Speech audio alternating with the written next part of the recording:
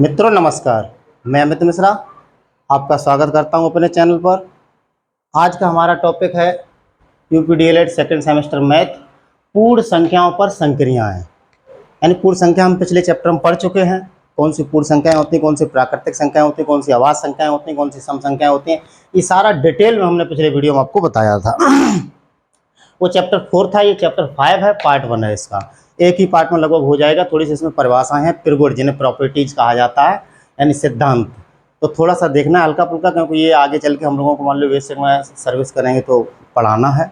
तो थोड़ा सा बच्चों को कैसे गाइड करेंगे, क्या करेंगे। हालांकि परीक्षा में ज़्यादा नहीं आता है, एक आध नंबर का आता है, लेकिन फिर भी हमें देखना बहुत जरूरी है।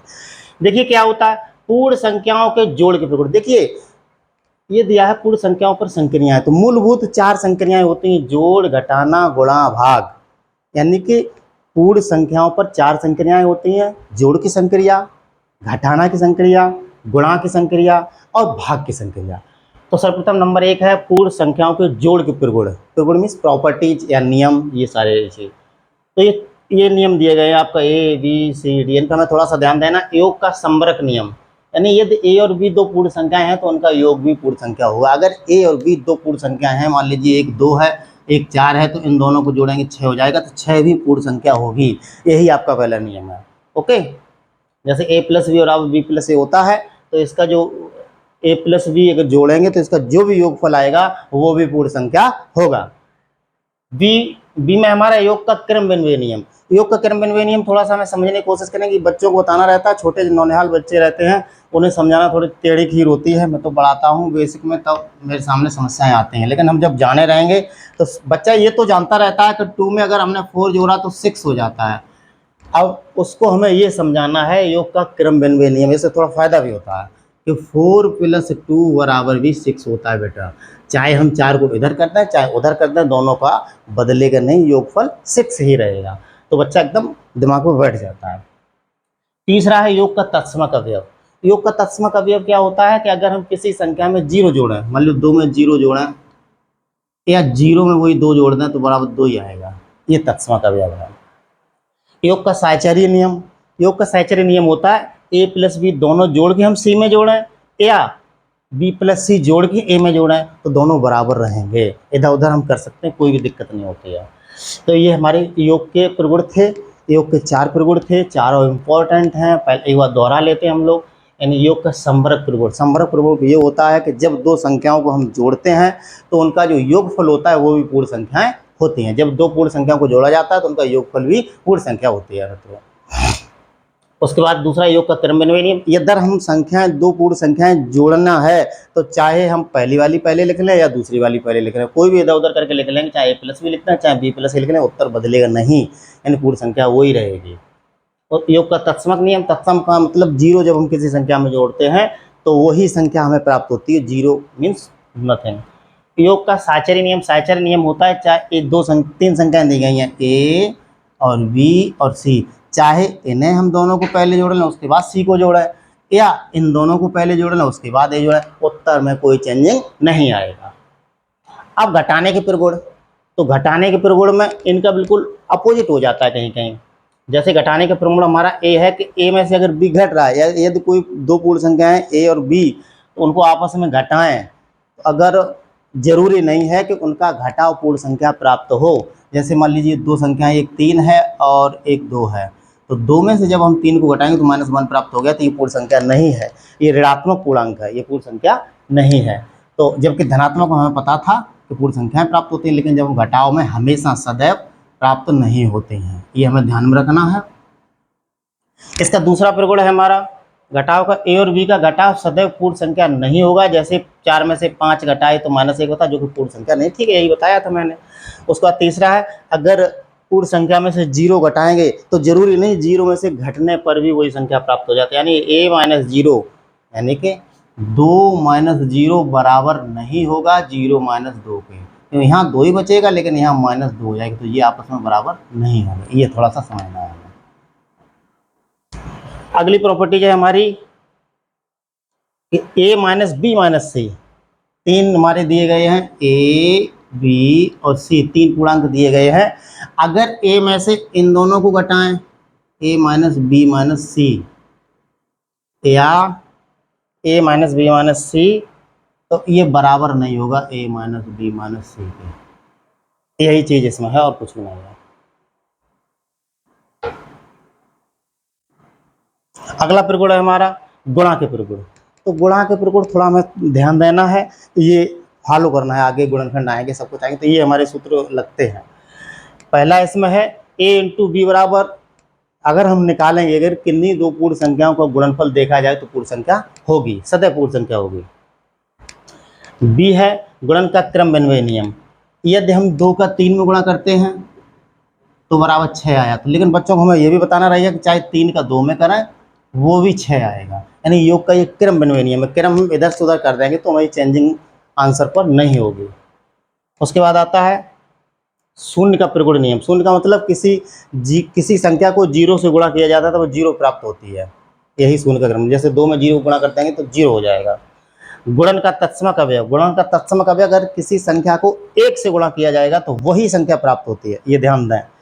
अगर किसी संख्या का 0 में, शून्य का प्रगुण है किसी संख्या का 0 में गुणा करते हैं तो वो 0 प्राप्त हो जाता है, लेकिन किसी संख्या का अगर 1 से गुणा करते हैं तो वही संख्या प्राप्त हो जाती है। जैसे 3 का गुणा हमने 0 में किया तो हमारा 0 रहा, लेकिन 3 का गुणा हम 1 में करें तो 3 ही प्राप्त, वही संख्या प्राप्त हो जाए, ये बताना चाह रहे हैं। ये है कुछ नहीं, थोड़ा हल्का फुल्का देख लेना है, जो कि परीक्षा में आए तो एक आध नंबर का बाहर ना हो आपका।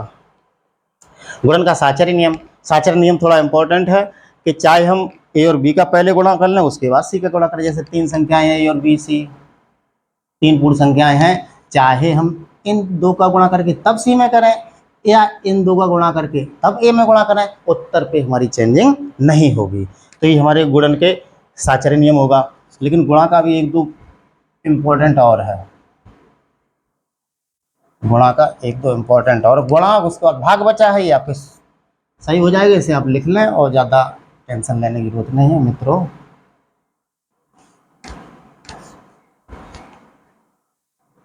आगे है गुणा का हमारा प्रॉपर्टीज। मित्रों वीडियो में आगे बढ़ने से पहले अगर आप हमारे चैनल पर नए हैं तो चैनल को अवश्य सब्सक्राइब करें और वीडियो को लाइक करें और अपने मित्रों को शेयर करें जिससे सबका भला हो सके। तो ये अगला पॉइंट है एफ ई तक, उसमें हम बनाए थे कि गुणन का वितरण नियम, यानी गुणा का वितरण नियम, ये इंपॉर्टेंट है, इसको हमें थोड़ा सा ध्यान देना है कुछ नहीं। जैसे मान लीजिए कि हमारे पास वितरण नियम के लिए 3 ए बी सी 3 पूर्ण संख्याएं हैं, तो इनको हम ऐसे जोड़ रहे हैं ए इंटू बी प्लस सी, तो इसको वितरण कर देंगे, ए को इसमें गुणा कर देंगे इसमें गुणा कर देंगे, तो ए इंटू बी प्लस ए इंटू सी, ये योग का वितरण नियम हो गया। इस तरीके से हम गुणा करते हैं अंदर, ये आगे आएगा, फेस करेंगे हम लोग। उसी तरीके से ये आगे है गुणन का घटाने का नियम, थोड़ा जल्दी जल्दी कराने की कोशिश करते हैं, ज़्यादा कुछ है नहीं। जैसे ए और बी माइनस सी है तो इसको भी ऐसे तरीके से हम कर लेंगे ए इंटू बी माइनस ए इंटू सी, ये गुणन का वितरण नियम घटाने का है। अब थोड़े भाग के प्रगुण हैं, जल्दी जल्दी समय देख लेना है, और जो इम्पोर्टेंट ये 2 नियम हैं इसको आप नोट करें, पिछला वाला सारा पढ़ लिया हुआ, एक आध बार देख लें।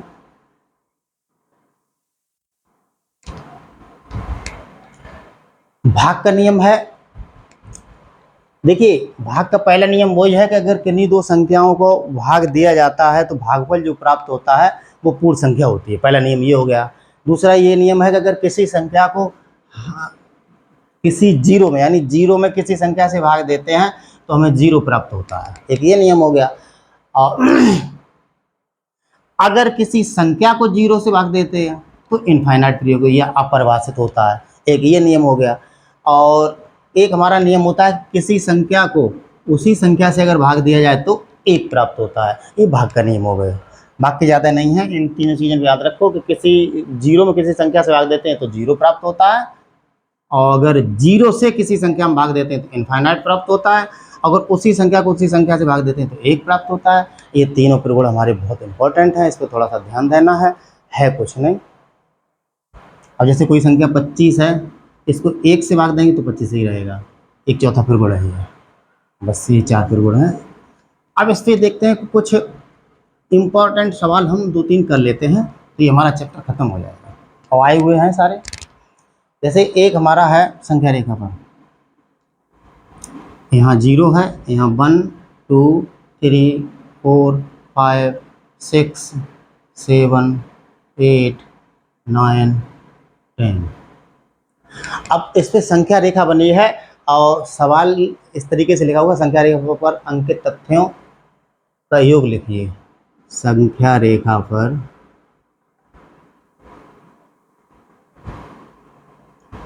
अंकित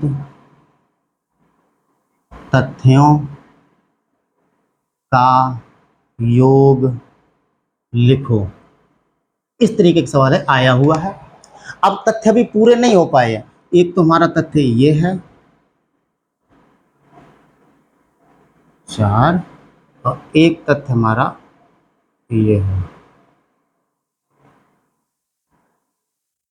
5।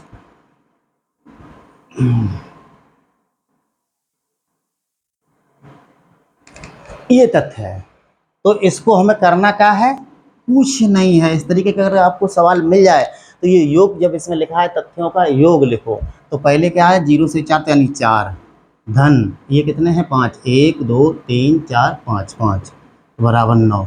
ये हमारा योग लिख गया संख्या रेखा पर। संख्या रेखा से प्रश्न आ सकता है, ज़्यादा कठिन नहीं है, टेंशन लेने की जरूरत नहीं है। अब हम चलते हैं कुछ और सवाल पर। इस चैप्टर में ज़्यादा नहीं है, कुछ अगले वाले में से थोड़ा सा है। देखिए सवाल है हमारे पास, तो पूर्ण संख्याओं का योग तत्सम का अवयव होता है। पूर्ण संख्याओं के पूर्ण संख्याओं के योग का तत्समक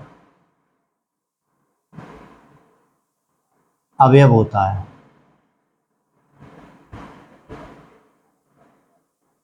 तो इसका क्या, पहला ऑप्शन हम दिया है 0, दूसरे ऑप्शन में दिया है 1, तीसरे ऑप्शन में दिया है 2, चौथे ऑप्शन में दिया है 100। तो हमें ये पता करना, और ये सवाल आया हुआ है 2017 में। तो योग का तत्समक नियम तो 0 होता है, इसका आंसर 0 होता है। यानी किसी भी संख्या में जब हम 0 जोड़ते हैं तो वही संख्या प्राप्त हो जाती है। तो ये योग का तत्समक नियम है, तो ये 0 होता है योग का तत्समक नियम। अगला सवाल हम थोड़ा सा देखते हैं। अगला सवाल है x + 4y का whole cube minus x - 4y का होल क्यूब का मान ज्ञात करो।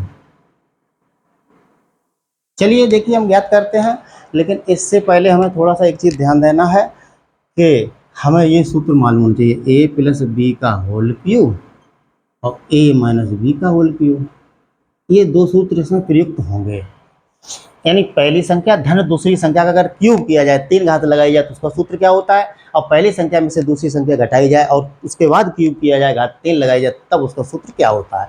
तो देखें, इसका सूत्र होता है a³ + b³ + 3ab और कोष्टक में a + b। ये इसका सूत्र, पहली संख्या का होल क्यूब धन दूसरी संख्या का होल क्यूब धन 3 गुणित पहली संख्या और दूसरी संख्या, कोष्टक में दोनों का योग, ये सूत्र होता है हमारा। अब इसका ये सूत्र होता है, सब माइनस हो जाएंगे, a³ - b³ - 3ab और कोष्टक में a - b। यही हमें सूत्र दोनों लगाने हैं, क्योंकि ये a+ भी हो जाएगा, ये a- भी हो जाएगा। तो चलिए इसको सॉल्व करते हैं हम लोग।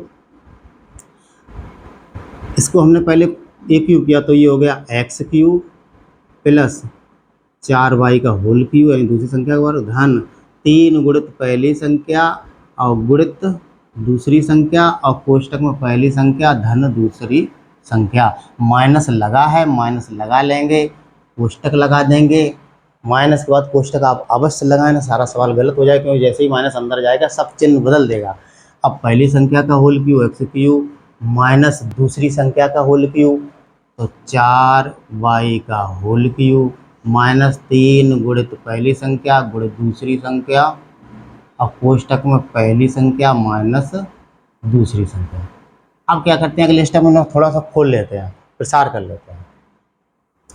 तो पहली संख्या होल क्यूब 4x³ धन 4 चौक 16 चौकू 64, तो ये हो जाएगा 64y³ धन 3 चौकू 12xy, 12xy और ये x प्लस 4y। अब माइनस भी अंदर हम करते चले जाएंगे, या एक बार अभी रुक जाओ। तो x³ माइनस 64y³ माइनस चाहते हैं 12xy और कोष्टक में x माइनस 4y। इतने तक तो समझ में आ ही गया होगा। अब दूसरे स्टेप में हम इसका भी गुणा कर लेंगे 12xy का अंदर गुणा कर लेंगे। तो x³ प्लस 64y³ अब प्लस 12x² x एक ही है, एक एक एक घात 2 हो गई तो x² हो गया। अब इसका इसमें गुणा करेंगे तो धन 12 चौकू 48 और x y², क्योंकि y एक ही है, एक ये है।